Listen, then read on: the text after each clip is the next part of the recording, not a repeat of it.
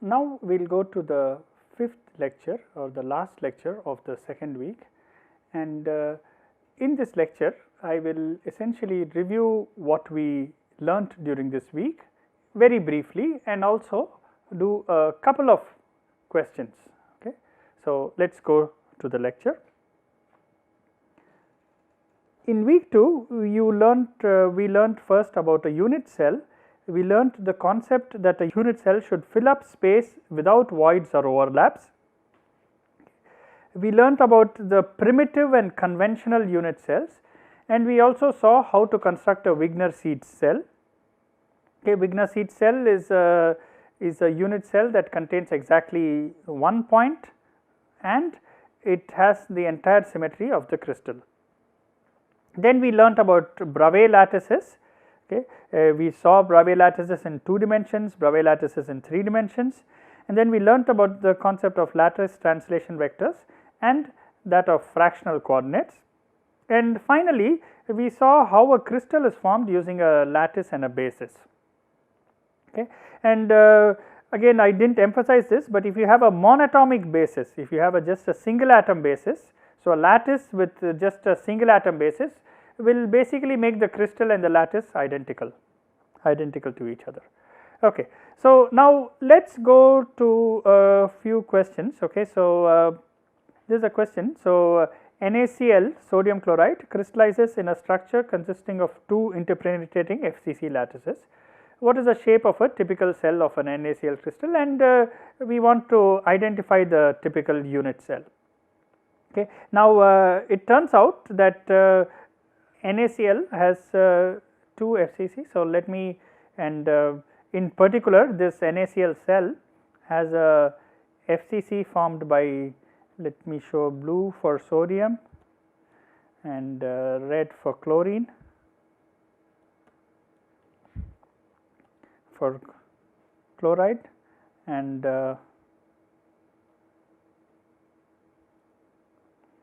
it is a classical ionic crystal, okay, which is, so the sodium ions form an FCC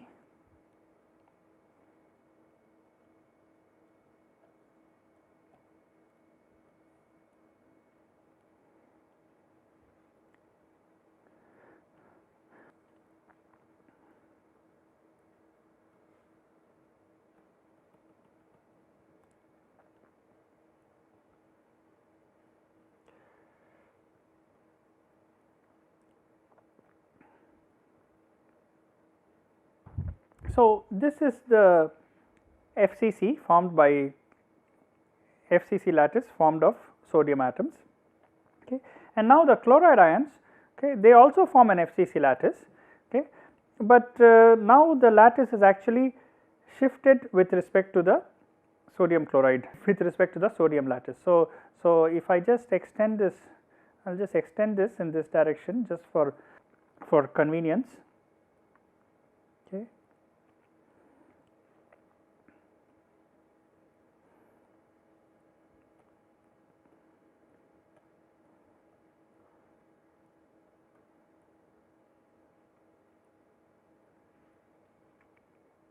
And now let me put the chloride ions. So, here you have a chloride ion, here you have a chloride ion, and you imagine making an FCC lattice with these chloride ions. Okay. Now these are right at the center of this edge. So, at the edge center, here. Okay.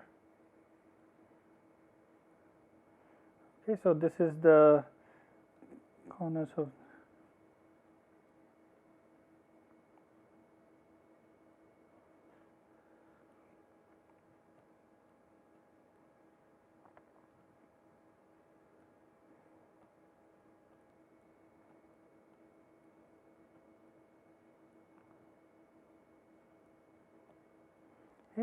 and additionally you have also at this edge center,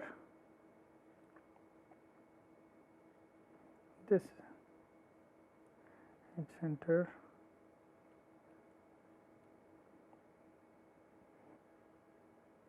Okay, so what you can see is that if I just complete this, then it will become very clear.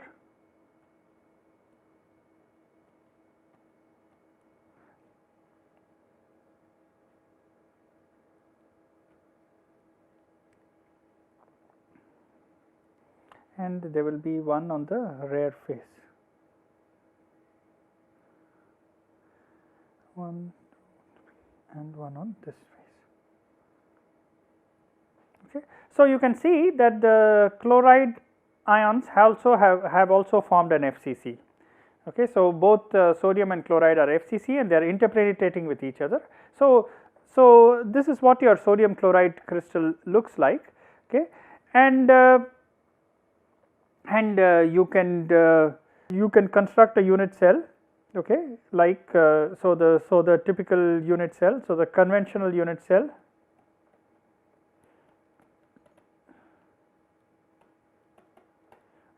is cubic. Okay. Now, there are a few choices on how exactly to take your unit cell.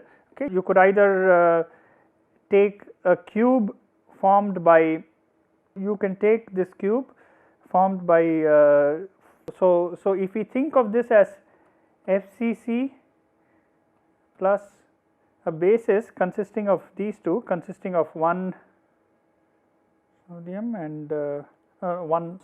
and one chloride. Okay, the chloride is halfway along the lattice edge. Okay. And you can see that this will generate the entire sodium chloride crystal. Okay. So I should also mention that there will be a chloride here, and so on. So at each edge center there will be a chloride. So essentially along any direction you will see an alternation of sodium chloride, and sodium chloride, and so on. So this FCC with this 2 atom basis will actually generate the crystal. Okay. Now, if you just look locally, what it looks like you have a sodium. Let me show the sodiums this way.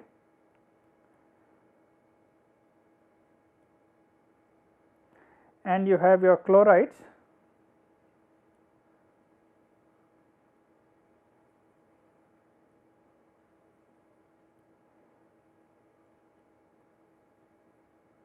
And I had to show a few more sodiums that are also so if you look on any face, if you look at one face of this crystal, then you will see something like this. Okay. And what this tells you is that you can find other unit cells. Okay. For example, this immediately indicates that you could take a unit cell like this, such a cell. Okay. So that looks, show one more here.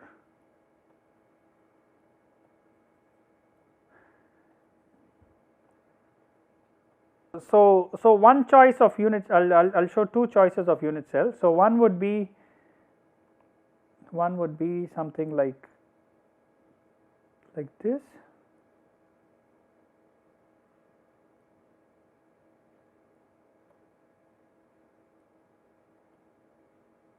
Okay, that would correspond to this FCC with a 2 atom basis.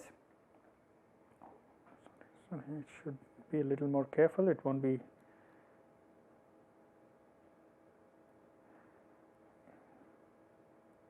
It will actually be just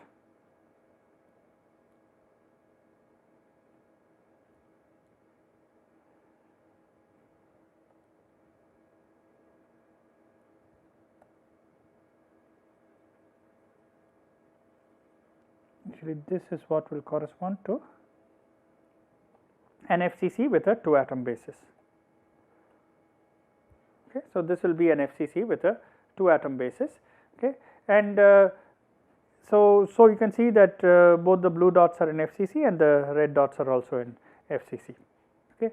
Now, you can see that there is there is another way to do this. Okay, so just as you could also take these 4 as parts of the unit cell, and again you could construct a suitable cell using that. Okay.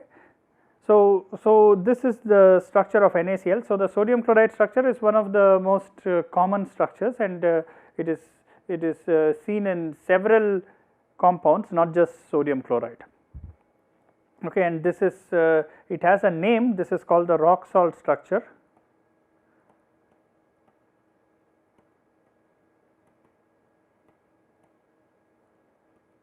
Okay.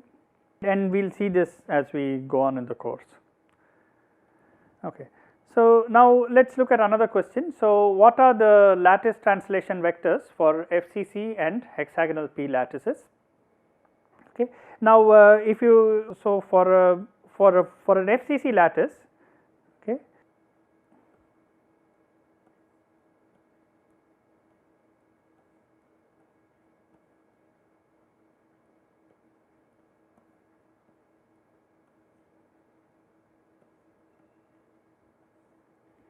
so you need translation vectors that will generate all the points. Okay.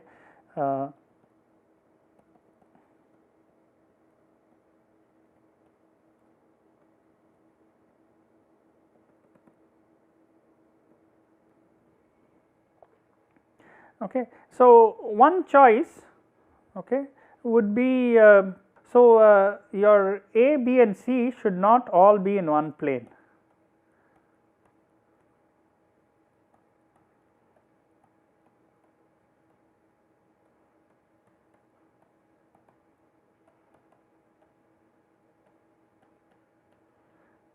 Okay, because if they lie in one plane, then their linear combinations will only give other points that lie in the same plane. Okay. So one choice I can show you. So you can take, for example, you can start from one corner and go to the 3 face centers, nearest neighbor face centers. Okay. And so if you have the 3 coordinate axis defined as let us say x, y, z. Okay. Then the lattice translation vector A, if this is A, let me use a slightly different color. So I will call this A, B and C. Then A is equal to A by 2, where A is this little a without the vector sign is the side of the square, A by 2 I plus A by 2 j, B is equal to in this case you have A by 2 I. So B is on the front face of this cube. So it is A by 2 I plus A by 2 k,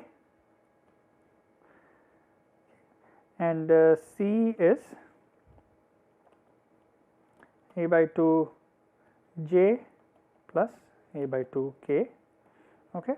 And you can see that if you take these 3, you will get a unit cell that is that does not look like the conventional cell of FCC. Okay.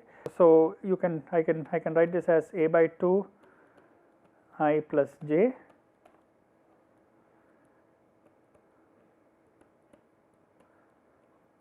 I plus k, and this is A by 2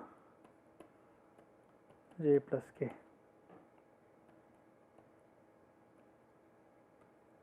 Okay. Now you do not have to, I mean, this is not, you are not bound to take this choice. You can also take other choices, okay, because you just have to take 3 vectors that do not lie in a plane, and they can be lattice translation vector. So this is for the FCC lattice.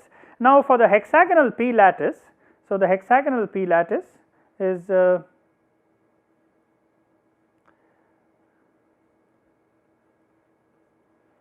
in this case what you will do is you will have this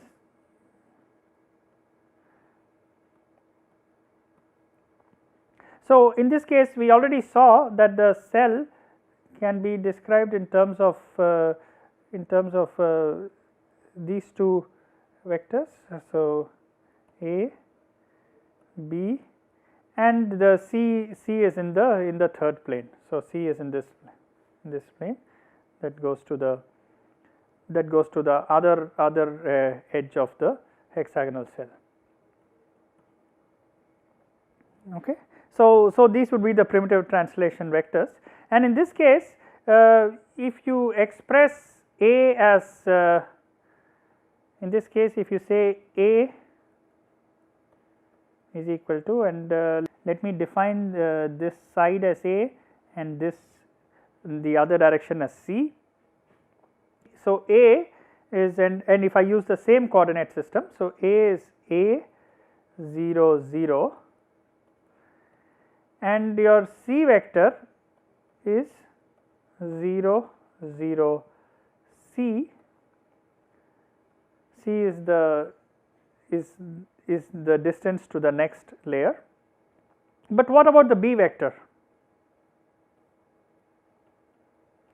Okay.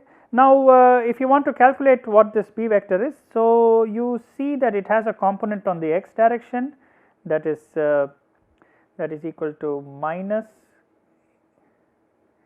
A by 2. Okay, you have to do some trigonometry. So, if you drop a perpendicular here, okay, then this length is A root 3 by 2 and this is A by 2 and it is in the negative x axis. So, it is minus A by 2 and then along the B direction is along the y direction is minus A root 3 by 2 and 0 along the z direction. So, if you use this A, B, C, these are the A, B, C in Cartesian coordinates. So, these are in Cartesian coordinates. So, I can write A as little a times I, C as little c times k, B as minus A by 2 I minus A root 3 by 2 j plus 0 k. Okay. So, again this is not the only choice, you can also take other choices as is convenient. Okay. So, this is how you get primitive lattice translation vectors for different lattices. So, with that I will conclude week 2 of this course, and we will start week 3 in the next lecture. Thank you.